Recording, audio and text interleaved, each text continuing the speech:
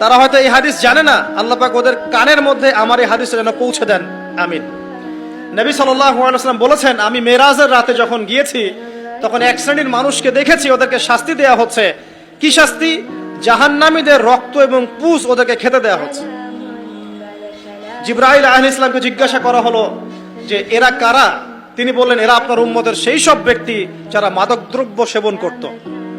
আল্লাহ রাব্বুল আলামিন তার হাবিবের মাধ্যমে জানিয়েছেন, যখন কোনো মুসলিম মাদক সেবন করে বা কোনো ব্যক্তি মাদক সেবন করে তখন 40 দিন তার নামাজ কবুল হয় না।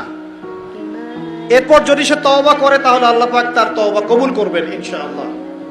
যদি সে আবারও মাদক খায় তওবা করার পর, আবার 40 দিন তার নামাজ কবুল হবে না। যদি সে আবার তওবা করে আল্লাহ পাক আবার তাকে মাফ করে দিবেন। যদি সে আবারও মাদক খায়, আবার 40 দিন তার নামাজ কবুল হবে না। তারপর যদি আবার তওবা করে, আবার আল্লাহ তাকে মাফ করে দিবেন। এরপরেও যদি সে আবার মাদকদ্রব্য সেবন করে, নবী সাল্লাল্লাহু আলাইহি ওয়াসাল্লাম বলছেন, তাকে আল্লাহ রাব্বুল আলামিন পরকালে মৃত্যুর পরে তিনাতুল খাবাল পান করাবেন। তিনাতুল খাবাল। জিজ্ঞাসা করা হল, ইয়া রাসূলুল্লাহ, তিনাতুল খাবাল কি জিনিস?